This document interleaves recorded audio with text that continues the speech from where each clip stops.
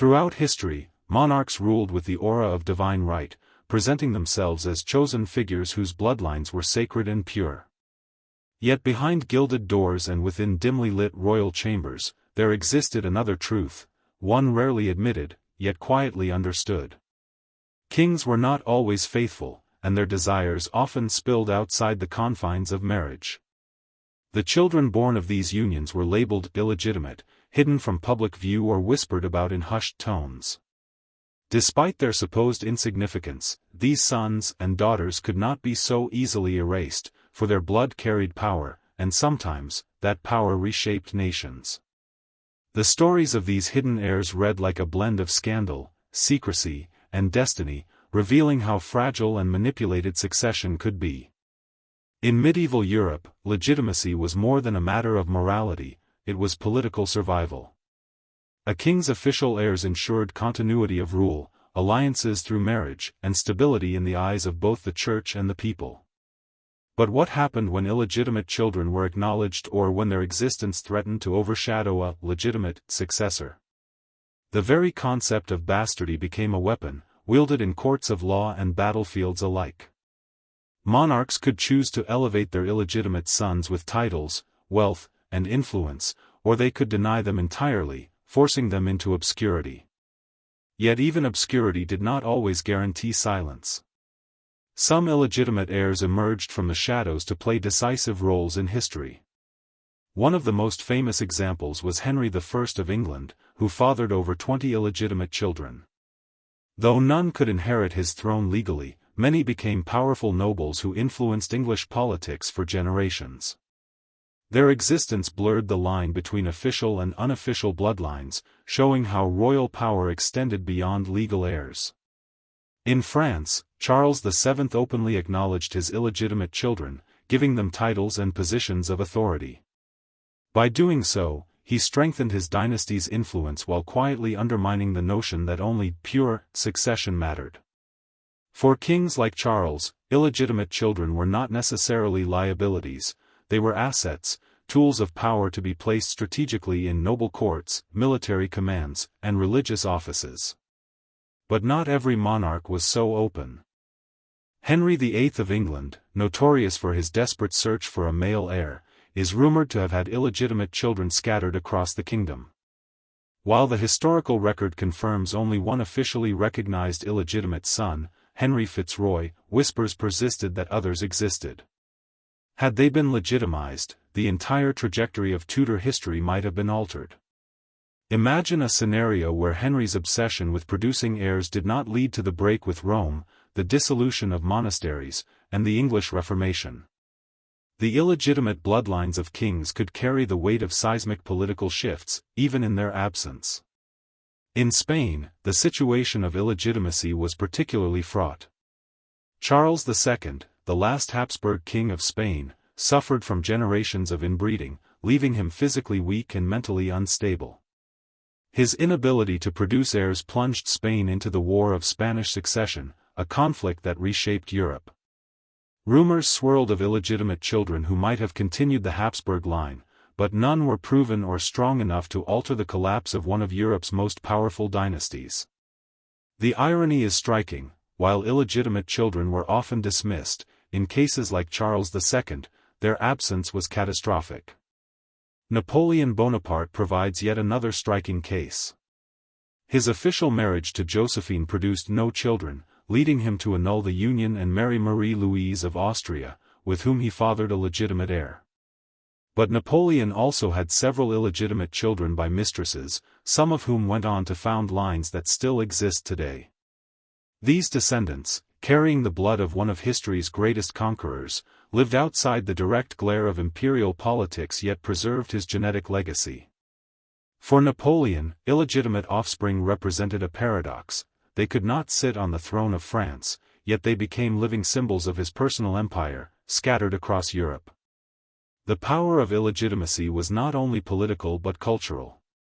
In many societies, stories of hidden royal children captured the imagination of the public. People longed for secret heirs who might return to claim what was lost, or who might embody the hope of a purer, more just lineage. This yearning can be seen in the legends of lost princes, such as the supposed survival of Edward V of England, one of the princes in the Tower. Although no illegitimate child, the idea of hidden heirs paralleled the secrecy surrounding royal bastards, both fed into a broader narrative that history could be rewritten if only the right bloodline emerged. Illegitimate children also lived double lives, royalty by blood but commoners by law. Some struggled with their ambiguous identity, neither fully embraced nor completely excluded. They often became instruments in the political chess games of their fathers, used for marriages of convenience or placed in positions where loyalty was expected but independence was suppressed. Yet history also records moments when these individuals defied their circumstances, carving out legacies in art, literature, and military achievement.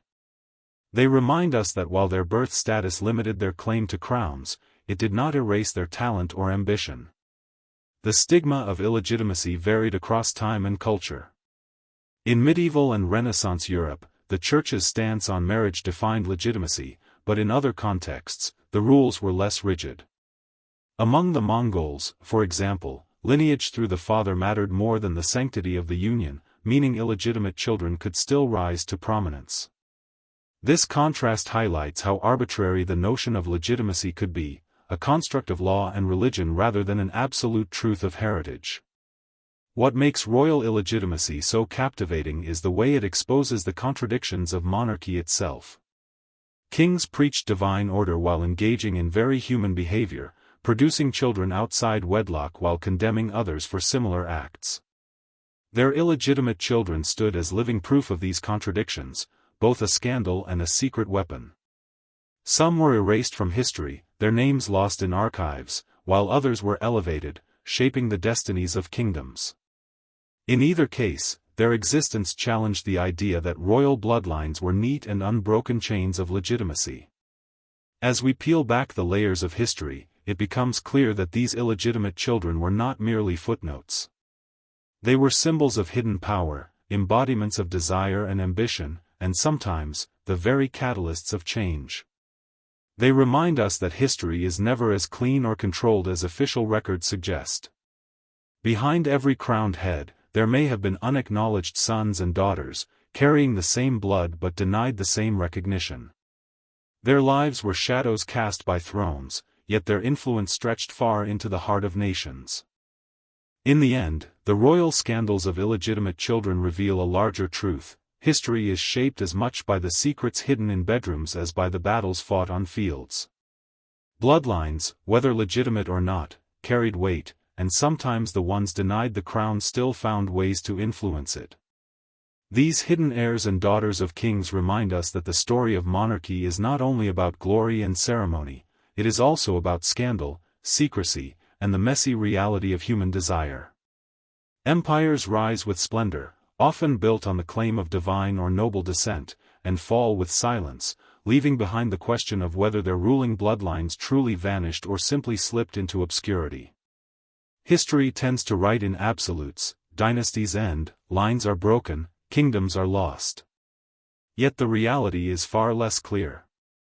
Bloodlines have a way of surviving, sometimes in plain sight, sometimes hidden beneath centuries of myth, rumor, and forgotten records. To study lost bloodlines is to wander into a twilight world between fact and speculation, where archaeology, oral traditions, and even modern DNA evidence challenge our assumptions about what really happened when empires collapsed. One of the most famous examples lies in ancient Egypt with the Ptolemaic dynasty, a family that ruled for nearly 3 centuries.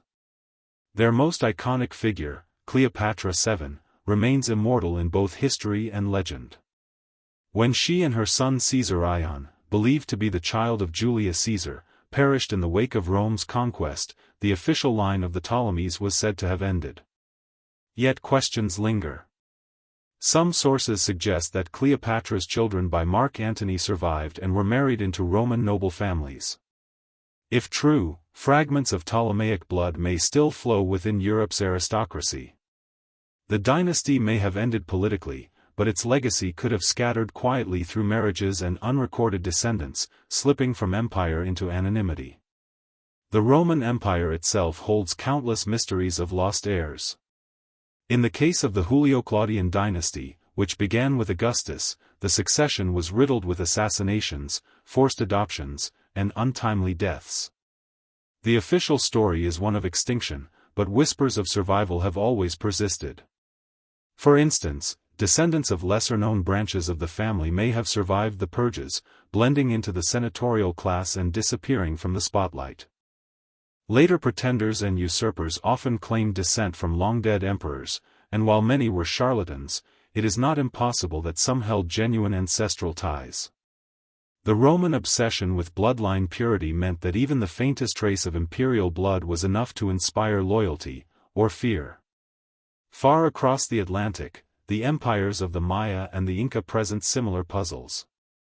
Spanish conquest shattered these civilizations, executing leaders and dismantling ruling structures.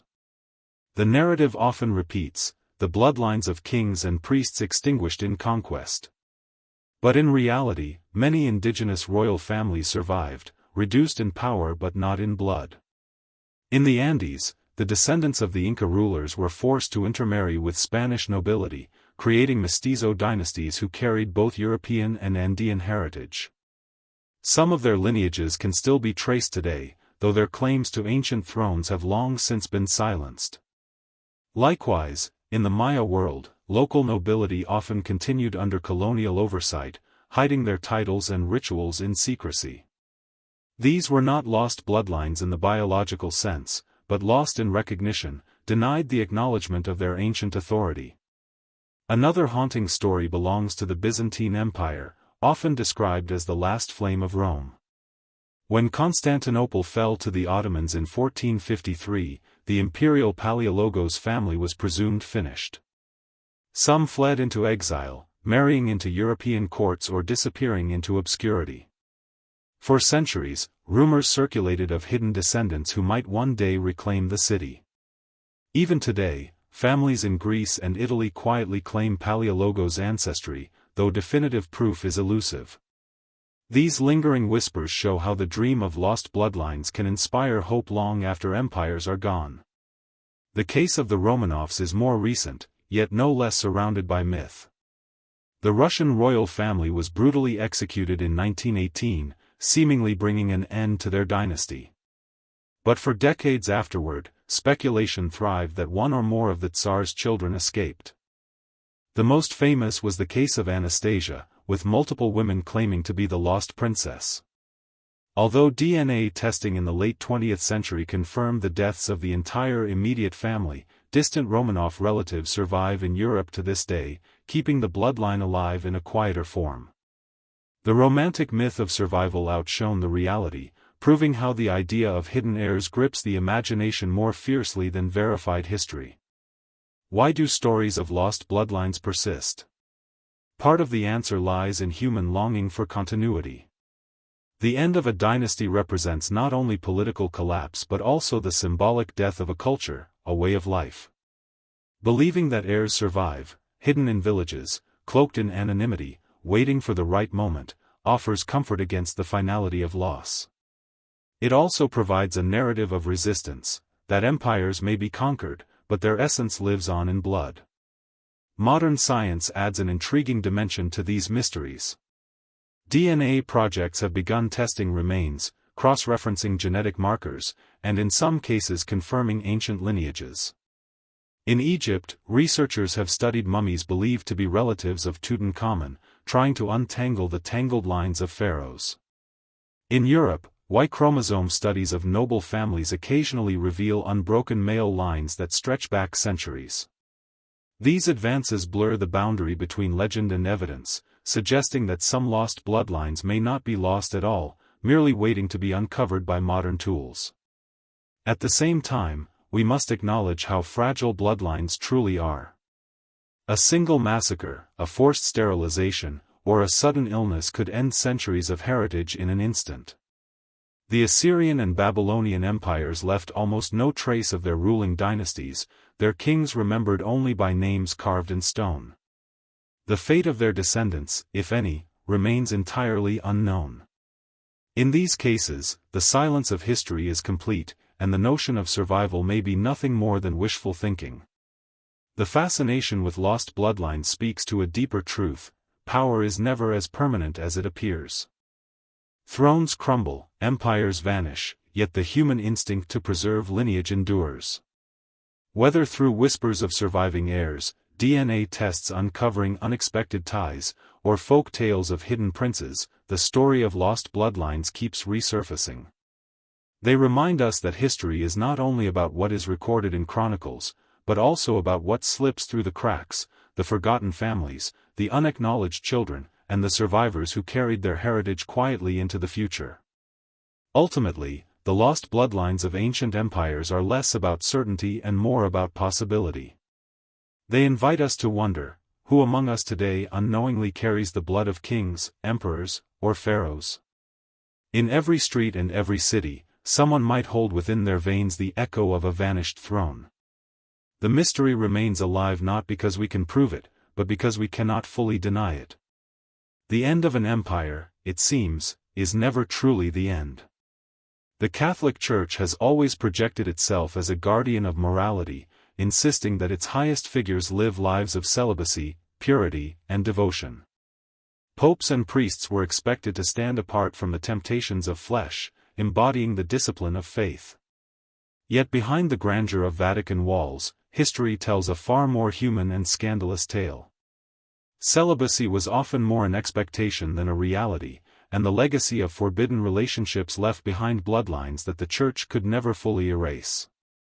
The contradiction between sacred vows and earthly desires created some of the most controversial stories in history, where the children of popes and priests walked a dangerous line between privilege and disgrace. One of the most notorious examples is Pope Alexander VI, born Rodrigo Borgia, whose name has become synonymous with corruption and decadence. Far from living in chastity, Alexander openly fathered several children, including the infamous Cesare and Lucrezia Borgia. Rather than hide them, he elevated them to positions of enormous influence.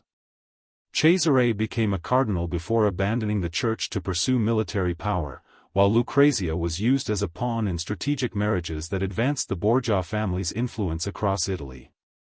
The existence of Alexander's children turned the papacy into a family dynasty, erasing the supposed divide between spiritual authority and worldly ambition. For contemporaries, the scandal was undeniable, yet it also revealed how papal power could be harnessed for dynastic gain. But Alexander VI was not alone. Many popes before and after him were whispered to have children, though not all acknowledged them as openly. Pope Innocent VIII, for instance, had at least 2 illegitimate children before ascending to the papacy. Upon his death in 1492, his son and daughter were present at his bedside, a shocking sight in a church that proclaimed clerical celibacy as absolute. Even earlier, Pope Julius II, known as the warrior pope, openly fathered daughters and was accused by rivals of maintaining mistresses while waging wars in Italy. These men were not obscure clerics, they were leaders of Christendom, shaping politics and faith for millions. Their bloodlines, however controversial, connected the throne of St. Peter to the very dynasties they were supposed to regulate. The existence of papal children created dilemmas for the Church itself. Should these offspring be granted noble titles and privileges, or hidden away to avoid scandal? In many cases, the children were strategically married into powerful families, ensuring alliances that strengthened the Vatican's political role. This practice blurred the line between spiritual leadership and dynastic maneuvering. It also fueled the perception of the papacy as just another monarchy, with all the corruption and nepotism that entailed. Far from being guardians of morality, popes were seen as players in the same ruthless game of inheritance and family advancement that characterized secular rulers. Priests and bishops across Europe were no different.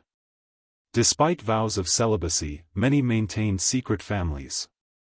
Parishioners often knew of their existence, turning a blind eye to the hypocrisy or quietly resenting the contradiction. These hidden bloodlines rarely gained recognition, but they influenced communities nonetheless. The sons of priests might receive better education or opportunities, while daughters were quietly married into local families with a wink and a nod. Celibacy, in practice, was often more a rule on paper than in reality. The Church, of course, attempted to suppress these stories. Officially, illegitimate children of clergy were often stigmatized, denied certain positions, and marked by their origins. Yet scandals repeatedly surfaced, forcing councils and popes to issue stricter decrees. The persistence of these legacies, however, suggests that enforcement was inconsistent at best. The very frequency of such stories reveals a hidden layer of history, a Catholic hierarchy that could never fully reconcile its human failings with its divine aspirations. For the children themselves, life was complicated. They bore the mark of both privilege and shame. On one hand, they often received wealth, influence, and access to power through their papal or clerical fathers. On the other, they lived under the shadow of illegitimacy, sometimes forced to endure whispers that their very existence was a contradiction of faith. Figures like Cesare Borgia embraced their heritage, using it as a weapon to carve out power, while others faded into anonymity, erased by the same institution that had brought them into being. Beyond the scandals of individual popes, the broader issue reveals how bloodlines connected the Church to the great families of Europe.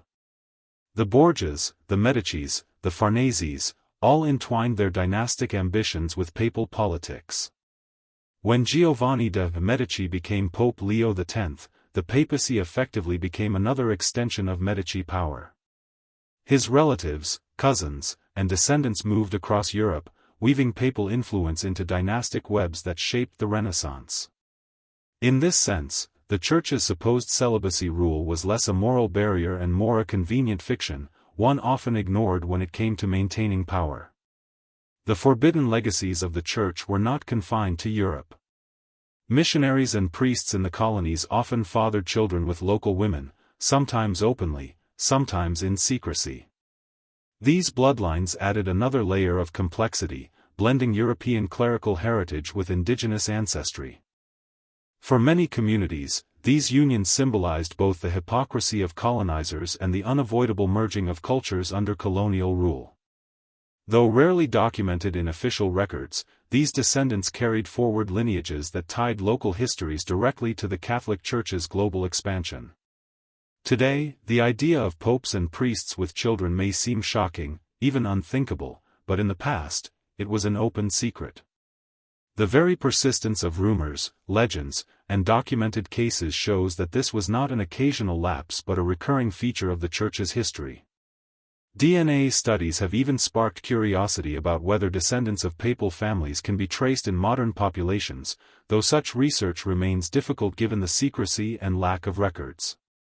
The legacy of the Church's hidden children forces us to confront the contradictions of power. The institution that demanded purity from its clergy was also an institution where bloodlines quietly thrived, shaping politics, dynasties, and communities. These children were not just byproducts of scandal, they were active participants in history, heirs to a strange mix of divine authority and human desire.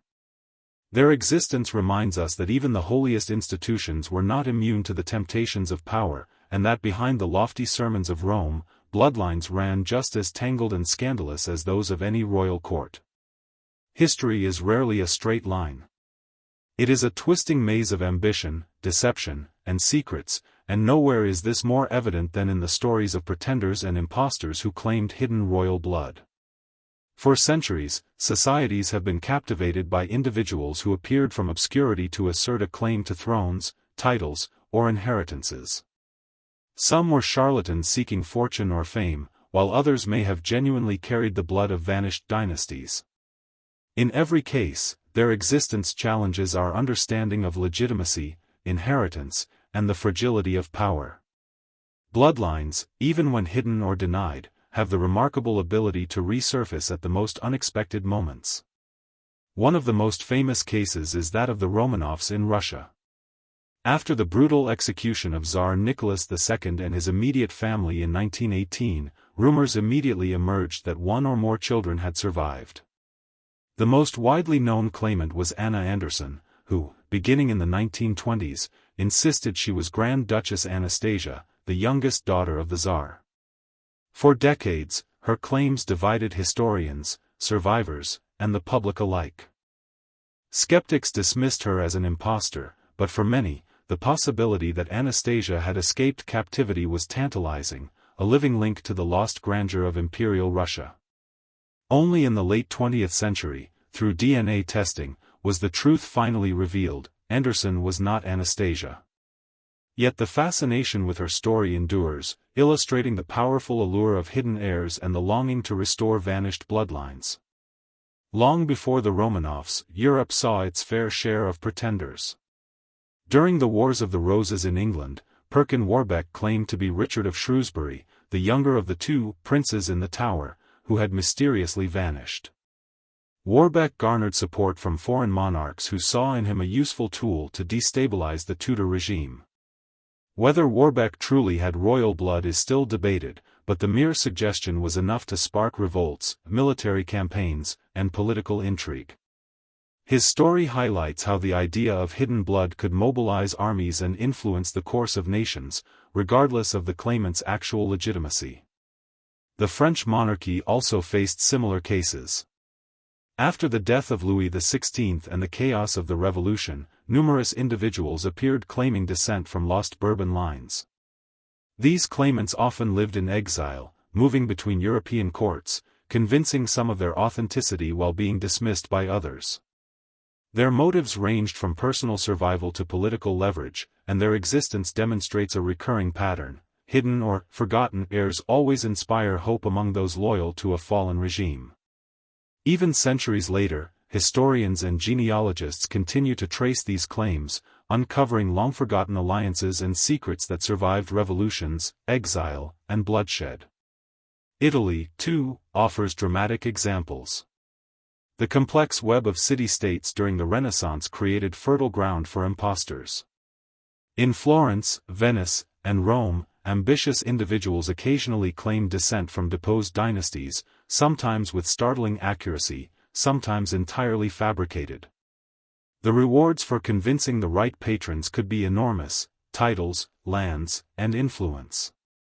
The very presence of these claims demonstrates the fragility of power structures. When a bloodline is hidden or uncertain, an impostor can exploit the vacuum of authority. It is a testament to the idea that even lost heirs, real or imagined, retain a latent power that societies find irresistible. Beyond Europe, Asia provides equally fascinating examples. In Japan, during periods of political instability, pretenders sometimes claimed lineage from imperial lines that had receded into obscurity. In India, following the fall of Mughal emperors, several individuals attempted to present themselves as legitimate heirs to lost titles.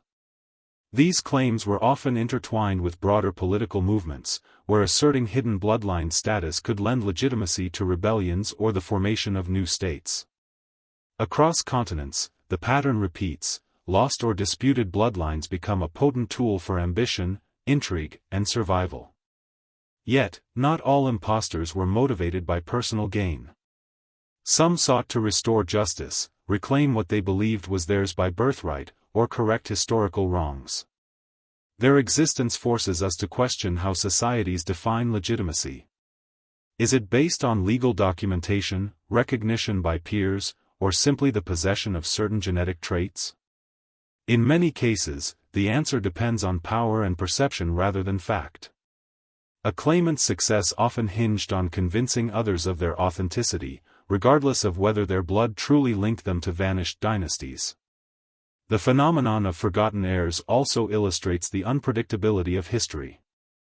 Bloodlines thought extinguished can re-emerge in unexpected ways.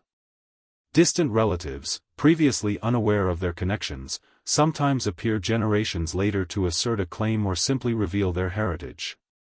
These rediscovered lineages may not wield the political power they once did, but they carry symbolic weight, demonstrating that the threads of history can remain unbroken even when obscured by time. In some cases, genealogists and historians have meticulously reconstructed these hidden lines, uncovering family trees that stretch back centuries, bridging gaps once thought permanent. The allure of pretenders and impostors lies in their narrative power. They turn history into a story of suspense and uncertainty, of mystery and revelation.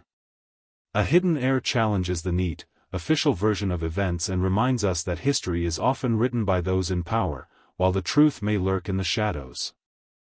Even failed impostors, those ultimately proven false, leave behind traces of intrigue that shape perception and culture. Their stories are retold in literature, film, and folklore, further cementing the idea that hidden bloodlines capture the imagination more than straightforward historical facts ever could. Ultimately, the stories of pretenders, impostors, and forgotten heirs reveal a fundamental truth: bloodlines cannot be easily erased. Even when hidden, denied, or questioned, they retain influence, shaping politics, culture, and collective imagination.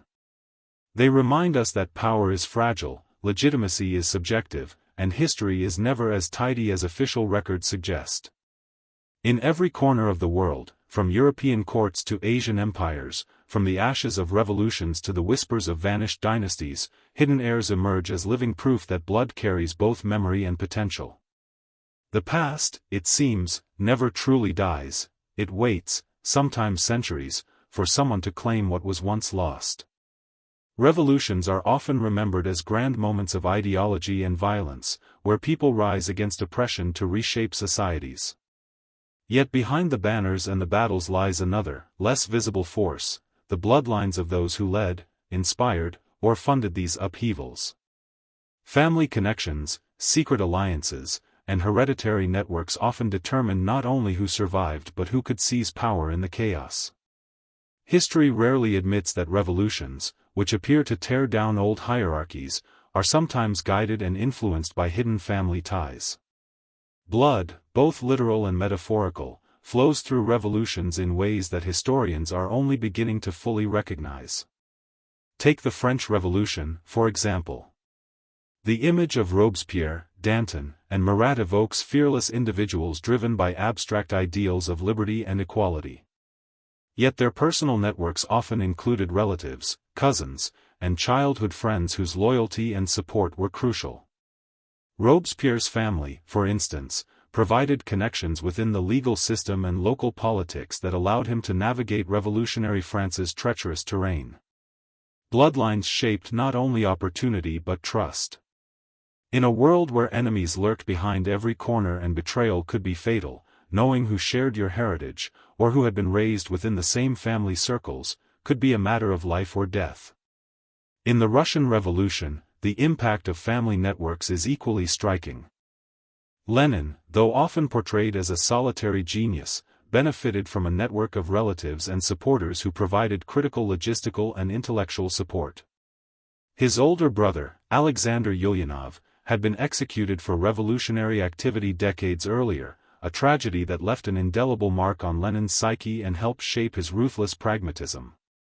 Across Russia, secret alliances among revolutionary families facilitated the dissemination of illegal pamphlets, financing of underground movements, and protection from the Tsarist secret police.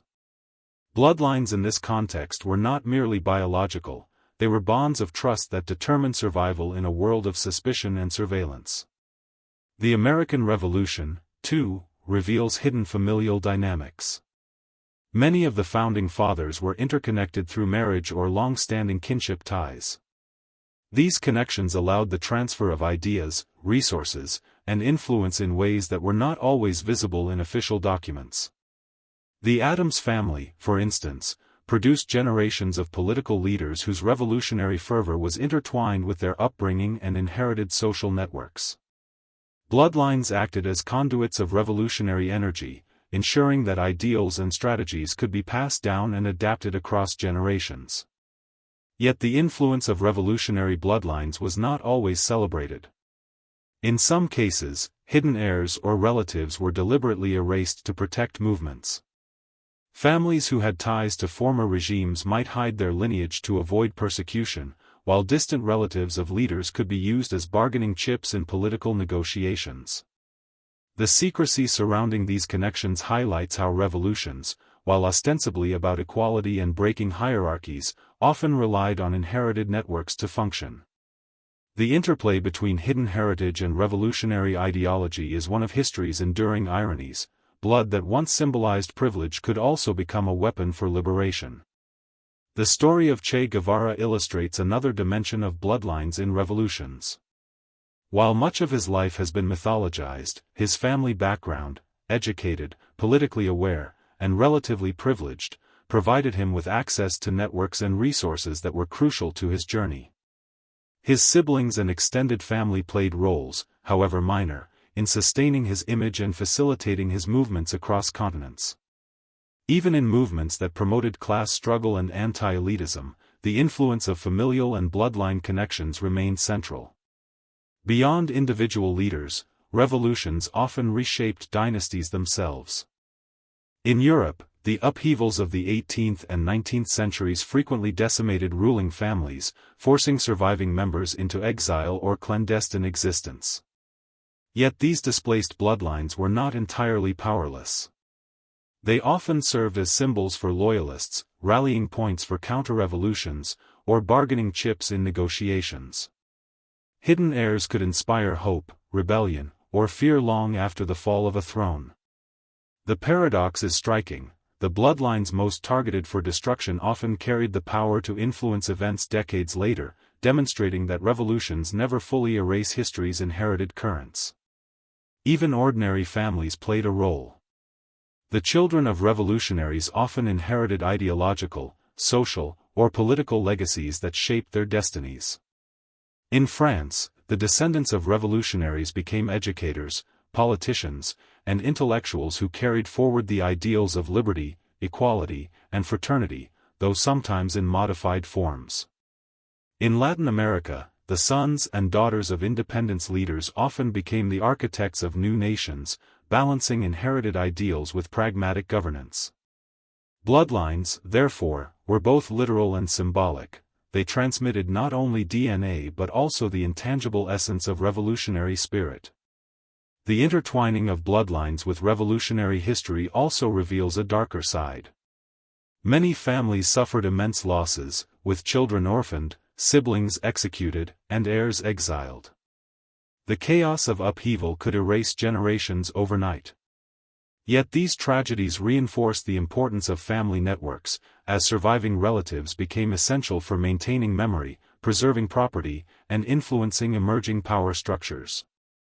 Bloodlines were simultaneously vulnerable and resilient, erased in one moment but resurfacing in another. Ultimately, revolutions illustrate the paradox of hidden heritage. They aim to dismantle hierarchies, yet success often depends on existing networks of trust, loyalty, and family. Bloodlines, both prominent and obscure, shape outcomes in ways rarely acknowledged in popular narratives. By following the hidden threads of revolutionary families, we gain a deeper understanding of how history is made, not only through ideology and battles but also through the quiet, enduring influence of inherited connections. In the end, the blood of revolutionaries tells a story beyond public triumphs and dramatic speeches. It reveals the human reality of revolutions, that they are not only collective struggles but also profoundly personal, carried forward by families, descendants, and hidden heirs. These unseen bloodlines remind us that history is never solely the product of ideology or circumstance, it is also the inheritance of flesh, family, and the enduring bonds that guide the currents of change. History has often depicted monarchs as larger-than-life figures, draped in silk and gold, commanding armies and shaping nations with a word. Yet behind the splendor of crowns and palaces lay a fragile reality. The blood that legitimized their rule could also be a source of weakness, disease, and even tragedy. Among the most infamous examples is hemophilia, a genetic disorder that prevented blood from clotting properly, earning it the ominous nickname, the royal disease. This ailment did not discriminate by rank or power. In fact, it thrived among Europe's elite, where centuries of intermarriage amplified its effects. The story of hemophilia demonstrates how bloodlines could simultaneously be a symbol of strength and a hidden vulnerability, with consequences that reverberated across history. The story begins with Queen Victoria of England, who became the unwitting origin of Europe's royal hemophilia crisis. Queen Victoria herself was a carrier, likely passing the gene to several of her children. Her descendants married into royal families across the continent, spreading hemophilia to Spain, Germany, and Russia. Among her affected descendants were Leopold, Duke of Albany, and Alexis, heir to the Russian throne. While outwardly powerful, these heirs carried a hidden fragility that could, and did, reshape the course of nations. A single fall or minor injury could turn fatal, making political stability a precarious balancing act dependent on biology as much as diplomacy.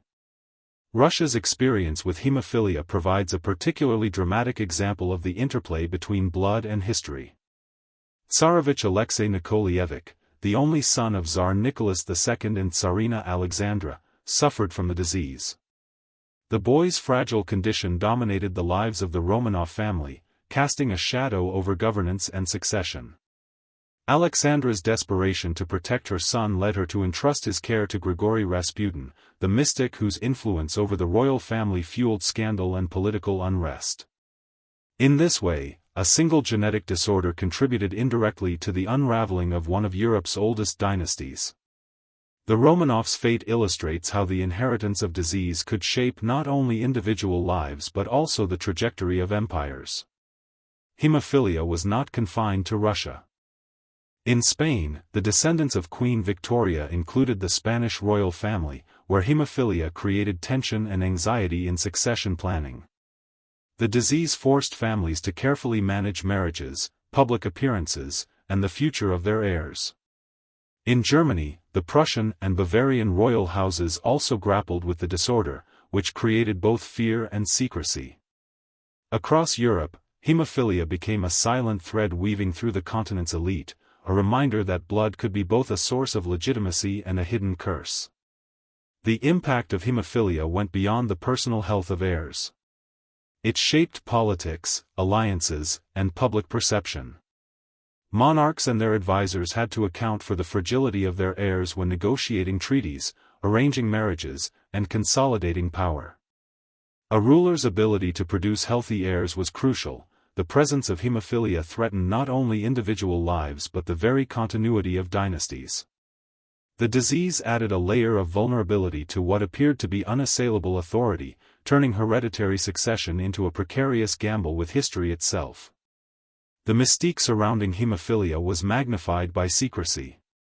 Royal families often went to great lengths to conceal the illness, fearing both domestic and international consequences. Public knowledge of a fragile heir could invite political exploitation, internal unrest, or even foreign intervention. Within courtly circles, whispers circulated, but the full truth was rarely acknowledged. This veil of secrecy contributed to the aura of mystique around monarchs, further blurring the line between legend and reality. Hemophilia became a hidden force shaping diplomacy, power struggles, and the survival of empires without ever appearing on battlefields or in official edicts. The curse of blood also extends metaphorically. Hemophilia serves as a reminder that hereditary power is inseparable from hereditary risk. For generations, European royal families prioritized marriage within their own class and often within a limited pool of dynastic partners. The resulting inbreeding magnified the effects of genetic disorders, creating a pattern in which the same bloodlines that guaranteed legitimacy also amplified vulnerability. In this sense, hemophilia was both literal and symbolic, a physical manifestation of the dangers inherent in maintaining pure dynastic lines. Beyond hemophilia, other genetic disorders quietly influenced history. Mental illness, epilepsy, and other inherited conditions occasionally appeared in royal bloodlines, complicating succession and governance. These hidden ailments remind us that monarchs were not superhuman, they were humans whose private vulnerabilities could ripple outward to affect entire nations. The idealized image of royalty often obscures these realities, but they were central to historical outcomes in subtle, profound ways. The story of hemophilia and royal bloodlines underscores the fragility of power itself. Thrones, armies, and empires could be threatened not only by war or rebellion but by the very inheritance that conferred legitimacy. A single gene, invisible to the eye, could shape destinies, topple dynasties, and create crises that changed the map of Europe. In examining these hidden vulnerabilities, we gain insight into the delicate balance upon which monarchies rested, a balance that could be undermined by nature as easily as by politics. Ultimately, the royal disease serves as a poignant illustration of the paradox of bloodlines. The same blood that legitimizes kings and queens can also harbor secrets of weakness, illness, and fragility. It reminds us that the grandeur of monarchy is inseparable from the human realities that underpin it, that power is never absolute, and that the hidden vulnerabilities of rulers can have consequences far beyond the palace walls. The inheritance of hemophilia is a story of fate, genetics, and history intertwined, a hidden thread that changed the course of empires and serves as a stark testament to the profound influence of blood in human affairs. History often celebrates the visible rulers, kings, queens, emperors, and presidents whose names dominate textbooks and monuments. Yet beneath the glare of official power, another layer of influence has quietly shaped the fate of nations. Hidden dynasties, families whose wealth, connections, and strategic marriages allowed them to control politics without ever wearing crowns, have been some of history's most enduring and powerful forces. Unlike royal heirs, their authority was exercised from behind the scenes, often invisible to the general public, yet their impact on governance, economics, and culture was enormous. One of the most well-known examples is the Medici family of Renaissance Florence. Starting as bankers, the Medici leveraged their wealth into political power, effectively controlling Florence for generations. They produced 3 popes, including Leo X and Clement VII, whose influence extended far beyond the city. The Medici also married strategically, aligning themselves with royal families across Europe, ensuring their interests were protected through bloodlines. From the shadows, they shaped wars, patronized art, and influenced European culture in ways that kings and princes could not always achieve. Their story illustrates how economic power, combined with bloodline connections, could operate as a parallel monarchy, unseen but omnipresent. Similarly, the Rothschild banking family, emerging in the late 18th century, demonstrates the power of hidden dynasties on a continental scale. Their financial network spanned Europe, giving them influence over governments, wars, and international trade. While not monarchs themselves, their decisions affected monarchs' ability to wage war, fund empires, and maintain stability. In essence, the Rothschilds exemplify how bloodlines, here combined with wealth, could command authority without the pomp of crowns or thrones. The family's careful intermarriages preserved wealth and influence across generations, creating a lineage that wielded extraordinary power in secrecy. These hidden dynasties were not limited to Europe. In Asia, merchant families and clan leaders often shaped empires from behind the throne. In Japan, influential samurai families held real power even when emperors occupied ceremonial positions. In China, wealthy landowners and merchant dynasties influenced politics during the Ming and Qing dynasties, sometimes effectively controlling entire provinces. While the emperor was the public face of power, these families managed the levers of authority, finance, and diplomacy, proving that true influence often resides away from public scrutiny. The power of hidden dynasties was also reinforced through secrecy. Unlike public monarchs, these families could act without scrutiny, avoiding the constraints of ceremonial obligations or direct rebellion. Their networks operated through discreet channels: letters, marriages, sponsorships, and loyal retainers. The absence of official recognition often allowed them greater flexibility and longevity, enabling influence to persist even when dynasties above them fell. This invisibility was not accidental, it was a deliberate strategy. By remaining in the shadows, they could endure upheavals that toppled visible rulers, maintaining continuity of influence across generations. Another dimension of hidden dynasties lies in their ability to manipulate ideology and culture. The Medicis patronized artists like Michelangelo and Leonardo da Vinci, effectively shaping European culture while avoiding direct political confrontation with rivals. The Rothschilds funded infrastructure projects and scientific endeavors that indirectly enhanced their status and influence. By combining wealth, strategic alliances, and patronage, hidden dynasties created a form of soft power that rivaled, and sometimes exceeded, the authority of kings. They controlled perception as much as resources, influencing both public sentiment and elite decision-making without ever appearing on the throne. Yet these families also navigated precarious moral and social landscapes. Their power depended on discretion, loyalty, and secrecy, as exposure could provoke resentment, political attacks, or even violent reprisals. Alliances were constantly tested. A marriage that strengthened one connection could weaken another. In many cases, these dynasties survived not only through cunning and resources but also through the careful orchestration of information, ensuring that their existence was known only to those whose loyalty mattered. Their legacy is a lesson in patience, foresight, and the subtle exercise of power. The phenomenon of hidden dynasties reveals a pattern: influence is not always visible, and power is rarely linear. While historians often focus on crowns, battles, and public decrees, the most enduring changes often come from those operating behind the scenes. Families who controlled banks, marriages, and key appointments could shape entire societies without ever being formally recognized. Their bloodlines became instruments of strategic planning, ensuring that power, wealth, and influence passed intact from one generation to the next. The existence of these families also challenges the idea of meritocracy in history.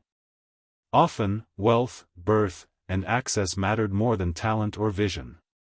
Hidden dynasties could nurture their influence quietly, placing loyal allies in positions of authority, funding initiatives that aligned with their goals, and shaping public opinion to protect their interests. They were, in effect, invisible monarchies, blending secrecy with strategy in ways that left tangible marks on history. Finally, the legacy of hidden dynasties persists even today. Many modern financial, political, and cultural networks trace their roots to these families. Wealth, influence, and connections often continue across generations, albeit in transformed forms. While the average person may never encounter their power directly, the decisions of these families still ripple through economics, governance, and global culture.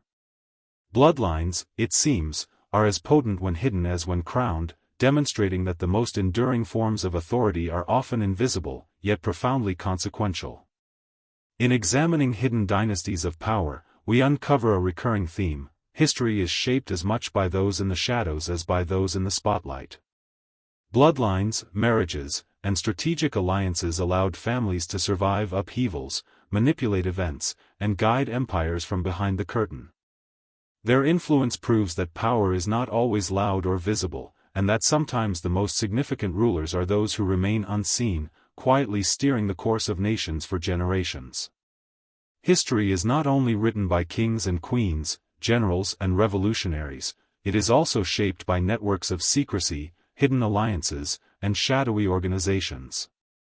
Secret societies have existed for centuries, often composed of influential families whose membership was passed down through bloodlines.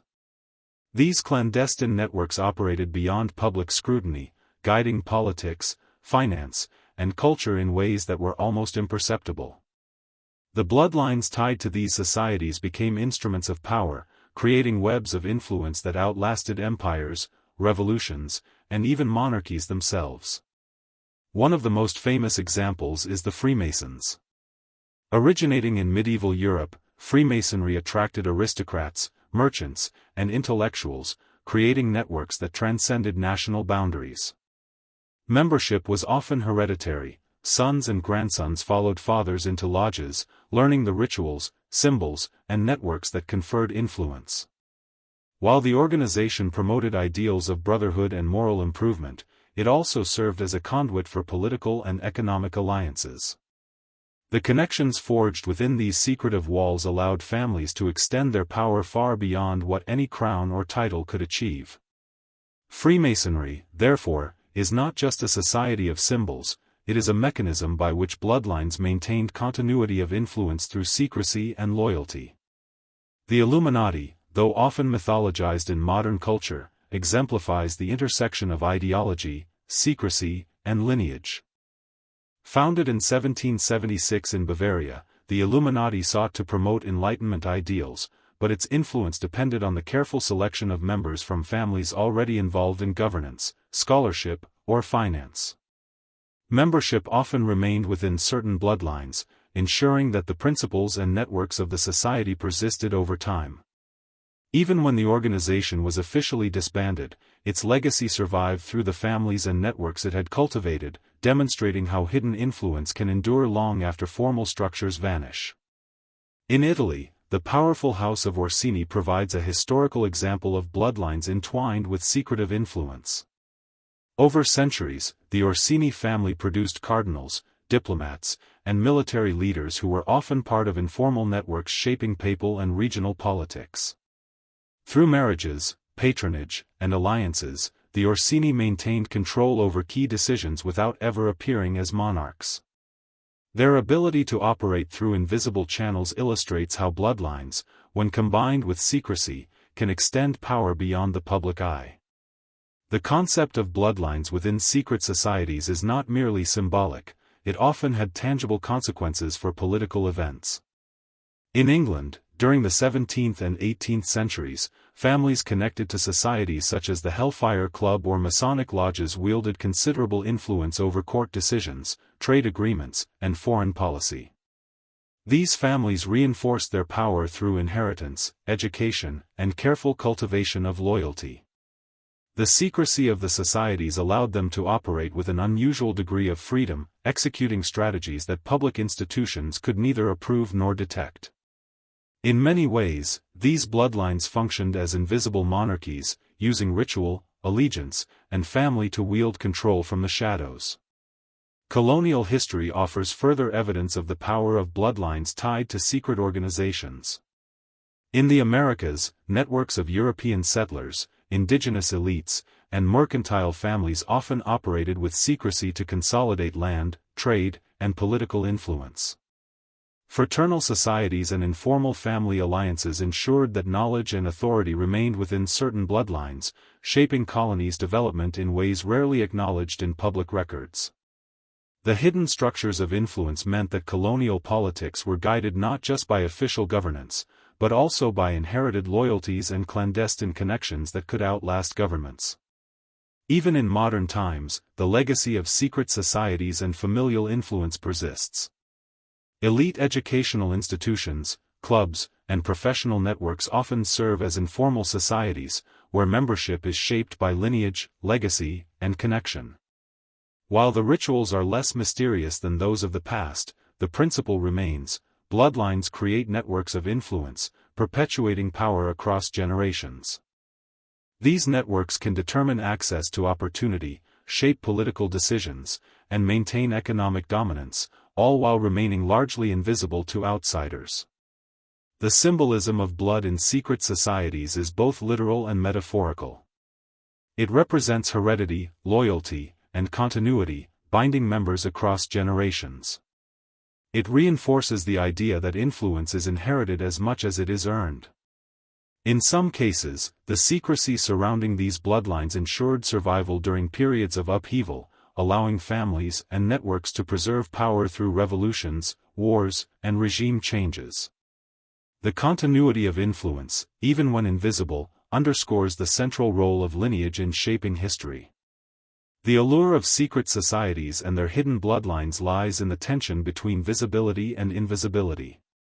Public leaders may come and go, but the networks behind them persist, quietly steering events.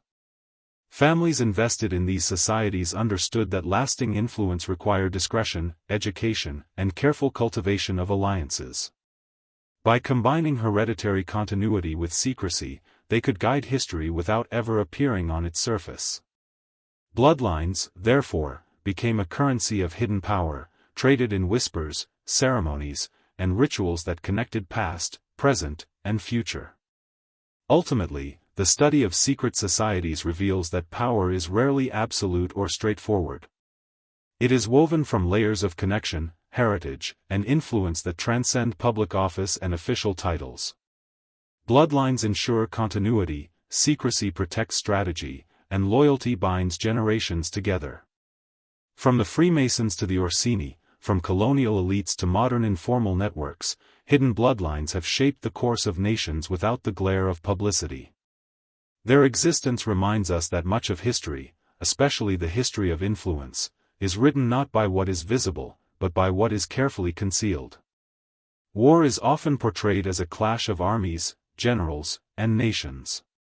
Yet behind the smoke of cannon fire and the clash of swords lies another, less obvious force, the bloodlines that guided strategy, command, and loyalty.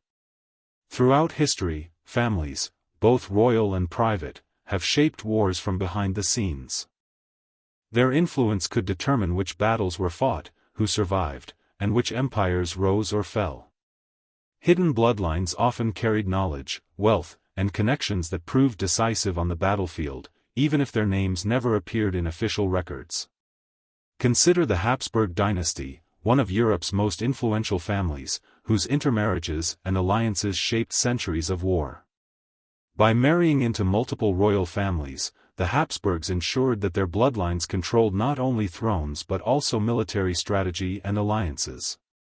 When conflicts arose, such as the 30 Years' War, Habsburg generals were often able to mobilize support across borders thanks to familial ties.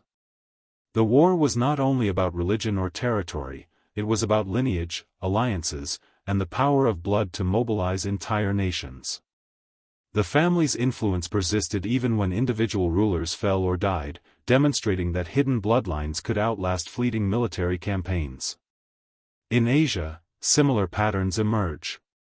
The Tokugawa shogunate in Japan relied heavily on family networks and hereditary alliances to maintain control during the Edo period. Samurai families were expected to serve the shogun, but loyalty was often tied to bloodlines as much as duty. Marriages were arranged strategically to secure alliances and prevent rebellion, and knowledge of family loyalties guided military decisions. The shogunate's ability to maintain over 2 centuries of relative peace depended as much on these bloodline connections as on battlefield tactics. In this way, lineage was a silent weapon, ensuring stability without constant combat. The Roman Empire also illustrates the hidden power of bloodlines in war. Generals often came from elite families, whose heritage provided access to command positions and political backing. Julius Caesar himself benefited from connections within the patrician class, which facilitated his rise to power and eventual control of the Roman legions. The loyalty of soldiers often depended on knowing that their commander shared noble blood, reinforcing trust and cohesion. When imperial succession was contested, family ties determined allegiances, and battles became as much about loyalty to lineage as they were about territory. The Napoleonic era further demonstrates how bloodlines influenced warfare. Napoleon Bonaparte, though of relatively modest Corsican origin, carefully married into European nobility to consolidate his empire. He also placed his siblings on thrones across the continent, ensuring that key positions of power remained within his family network. These dynastic appointments strengthened loyalty among his generals and administrators, allowing him to wage campaigns across Europe with a level of cohesion rarely seen. The strategic use of family ties illustrates how bloodlines can be as vital as armies in shaping the outcomes of war. Hidden bloodlines in war also appear in less obvious ways. Wealthy merchant families funded armies, supplied weapons, and negotiated logistics from afar. Their influence could turn the tide of battles even though they never bore arms. In England, the Cecil family, for instance, used political connections and strategic marriages to influence military decisions during the Elizabethan era. These families operated behind the scenes, leveraging their bloodline connections to shape military and political outcomes in ways that are often overlooked by traditional histories focused solely on generals and monarchs. The American Civil War also provides examples of the subtle power of bloodlines. Many officers on both sides were connected through family networks that extended across state and national lines. These relationships influenced appointments, strategy, and loyalty, often complicating the battlefield as officers had to navigate personal ties alongside military duty. Bloodlines determined not only who commanded troops but also how orders were received and executed, subtly shaping the outcomes of campaigns and battles. Hidden bloodlines in war are not merely about strategy, they also influence morale and perception. Soldiers were often more willing to follow commanders with recognized family backgrounds or noble heritage, believing that such lineage carried wisdom, legitimacy, or divine favor. Conversely, unknown or illegitimate leaders could struggle to command respect, even if tactically competent. This dynamic shows how the perception of bloodlines can be as powerful as actual ability in determining the course of conflicts. Wars also created opportunities for hidden bloodlines to emerge. Families previously outside the ruling class could rise through military achievement, intermarriage, or the inheritance of titles during periods of upheaval. Conversely, families with noble lineage could lose everything if defeated, exiled, or executed. The interplay of risk and reward meant that bloodlines in war were both fragile and enduring, capable of shaping empires for generations while being constantly threatened by violence, politics, and chance.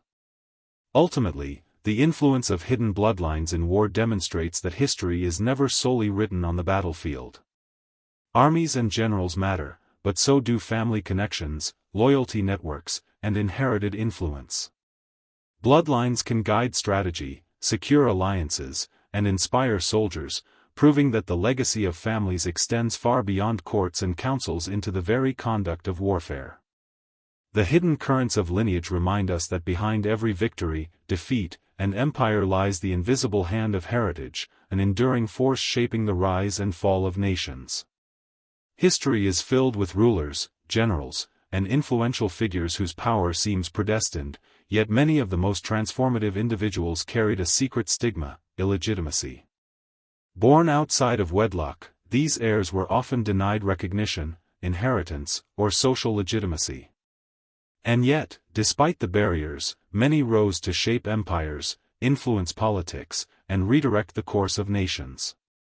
Their stories reveal a fascinating paradox: the very blood that society sought to marginalize became a source of resilience, cunning, and extraordinary impact. One of the earliest and most striking examples is William the Conqueror. Born in 1028 as the illegitimate son of Robert I, Duke of Normandy, William faced constant doubt about his claim to power. Yet he overcame these challenges through a combination of strategic alliances, military brilliance, and political shrewdness. In 1066, he led the Norman conquest of England, forever altering the nation's culture, language, and governance. Despite his illegitimacy, William's bloodline became a dynasty, demonstrating that hidden heirs could wield influence equal to, or even surpassing, legitimate monarchs. The story of Cesare Borgia further illustrates the power of illegitimate bloodlines. As the son of Pope Alexander VI, Cesare was technically illegitimate, yet he leveraged his father's influence and his own ambition to carve a role in Italy's political landscape. He became a cardinal, then a military leader, and played a central part in the intricate web of alliances, betrayals, and wars that defined Renaissance Italy. Cesare's illegitimacy did not prevent him from shaping history. In fact, it may have fueled his ruthless drive to secure power in a world where legitimacy alone could not guarantee survival. In France, the Bourbon illegitimate lines played similar roles. Louis XIV, for example, recognized several illegitimate children, legitimizing them to maintain political alliances and strengthen his dynasty. While social stigma remained, these children often became generals, diplomats, or administrators who wielded influence across the kingdom. Their blood, though technically outside formal marriage, still carried the weight of royal heritage, proving that illegitimacy was a flexible concept when power was at stake. Even outside royal circles, illegitimate heirs could change the course of nations. In colonial Latin America, sons and daughters born to European officials and local women often inherited influence, knowledge, and access to both indigenous and colonial networks. These individuals could rise to positions of authority, bridging cultural and political divides. In some cases, illegitimate bloodlines facilitated the integration of European and indigenous power structures, creating new political landscapes that reshaped entire regions. Illegitimacy often forced heirs to develop extraordinary resilience and adaptability. Without the automatic support of official recognition, these individuals had to navigate complex social hierarchies, earn loyalty through skill or cunning, and carefully manage alliances. Their lack of formal legitimacy could be transformed into a form of freedom. Unconstrained by traditional expectations, they could pursue bold strategies, unconventional alliances, or secret networks to achieve influence. Many illegitimate heirs became skilled diplomats, generals, or innovators precisely because they had to rely on merit, intelligence, and strategy rather than status alone. The English monarchy offers further examples of hidden power through illegitimacy. Henry Fitzroy, the illegitimate son of Henry VIII, was granted titles and influence despite his birth outside of wedlock. While he did not inherit the throne, his position allowed him to wield significant political and military power, serving as a reminder that bloodlines mattered more than legality when carefully managed. Across centuries, English history demonstrates how illegitimate heirs could function as instruments of policy, diplomacy, and military strategy, even in a society obsessed with hereditary succession. In the Ottoman Empire, the role of illegitimate heirs was particularly pronounced. Sultans frequently fathered children with concubines, many of whom were trained to assume high administrative or military positions. These sons, though technically illegitimate under strict Islamic law, could rise to become governors, generals, or even sultans themselves. Their bloodlines carried authority, experience, and loyalty networks that were indispensable to maintaining the empire's vast and complex structure. The Ottoman system shows that in some societies, illegitimacy was a practical rather than moral concern, with bloodlines valued for capability rather than marital status. The persistence of illegitimate heirs across time highlights a recurring pattern. Society may attempt to erase or marginalize these individuals, but their inherent blood connections and inherited capabilities often allow them to rise above constraints. The stigma of illegitimacy could become a source of strength, driving ambition, adaptability, and ingenuity. Many illegitimate heirs used their unique position to operate in the shadows, forge alliances that legitimate heirs could not, and leave an indelible mark on history. Moreover, illegitimate bloodlines often intersected with secrecy, hidden influence, and clandestine politics. These individuals frequently acted as intermediaries, negotiators, or covert agents, leveraging their ambiguous status to navigate both public and private spheres. They could influence policy, finance, or military decisions without attracting the scrutiny reserved for official heirs. In this sense, illegitimate heirs exemplify the broader theme of hidden bloodlines. Their influence may be invisible at first glance, but it is profound, enduring, and capable of shaping the course of nations. Ultimately, the stories of illegitimate heirs remind us that history is rarely a clean narrative of legitimacy and succession. Bloodlines carry power, knowledge, and influence regardless of legal or social recognition. These heirs demonstrate that resilience, strategy, and cunning can overcome stigma, and that hidden or marginalized bloodlines can leave legacies as transformative as any crowned dynasty. Illegitimacy, far from being a barrier, often becomes the catalyst for extraordinary historical impact, proving that the course of history is guided not only by who is officially recognized, but by those whose blood carries potential, ambition, and vision beyond the public eye. When we think of history, our minds often go to kings, queens, generals, and revolutions. Yet some of the most profound influence of hidden bloodlines is found not in wars or politics but in culture, literature, art, music, and philosophy. Families with secretive or overlooked heritage often shaped the intellectual and creative landscapes of entire eras. Their legacy, transmitted through generations, guided thought, taste, and cultural innovation in ways that are rarely acknowledged in mainstream histories. Bloodlines, in this sense, act as invisible currents, subtly steering society's aesthetic and intellectual directions. Consider the Medici family, whose influence extended far beyond politics into art, architecture, and humanist thought.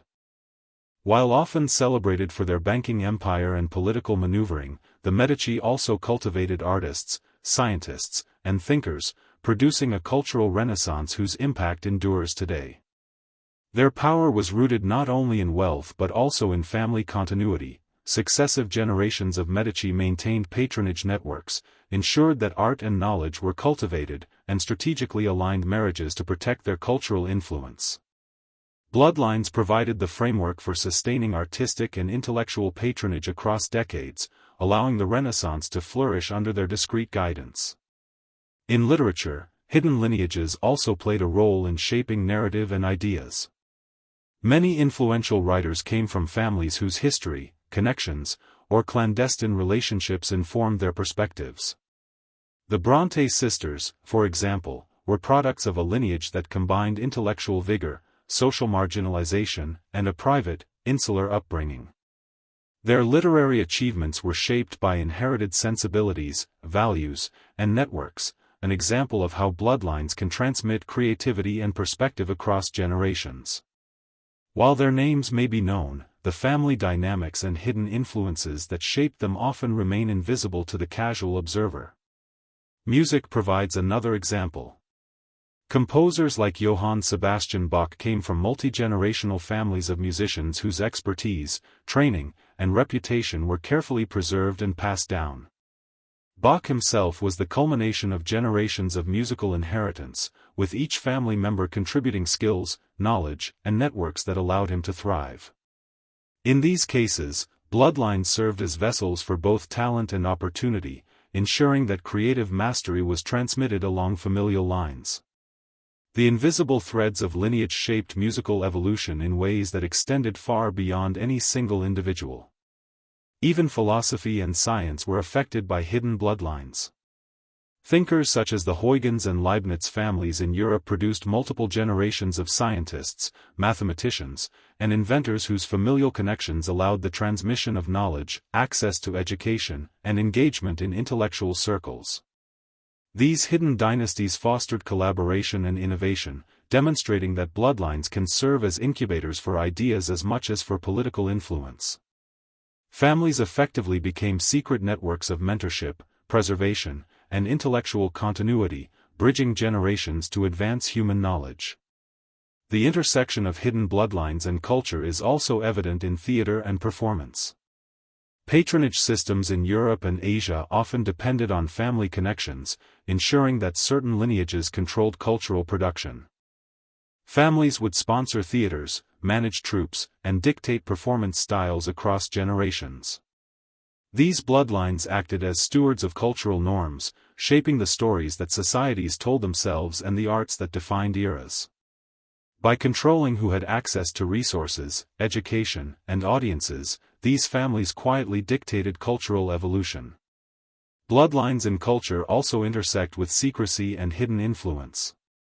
Families that experienced exile, displacement, or persecution often carried traditions, knowledge, and artistry across borders, influencing new societies in subtle but profound ways. For example, Jewish families fleeing European pogroms preserved musical, literary, and artisanal traditions that later enriched cultural life in other countries.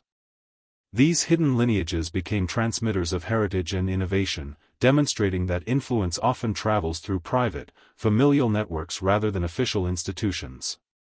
The impact of hidden bloodlines in culture is not limited to the past. Contemporary creative industries also show patterns of inheritance and legacy. Families maintain influence through mentorship, connections, and opportunities passed from one generation to the next. In film, literature, music, and the visual arts, access to networks often depends on heritage, both formal and informal. Bloodlines shape taste, values, and innovation, reminding us that cultural influence is rarely accidental, it is nurtured, transmitted, and preserved across generations. Ultimately, the story of bloodlines in culture challenges the conventional narrative of history. Influence is not confined to governments, armies, or dynasties, it extends into the creation of ideas, art, and knowledge. Hidden familial connections ensure continuity, nurture innovation, and protect heritage across centuries. By examining these often overlooked currents, we gain a richer understanding of how societies develop, how art and thought evolve, and how lineage continues to shape the human experience in ways that are both subtle and enduring. In essence, hidden bloodlines in culture demonstrate that power is not only about politics and war, it is also about shaping perception, taste, and knowledge. Through families who quietly preserve, transmit, and nurture creativity, history is molded in ways that may never appear on official records but leave lasting marks on civilization. The invisible hand of lineage continues to guide human culture, proving that the influence of blood extends far beyond thrones, armies, and secret societies, reaching into the very heart of human expression and creativity.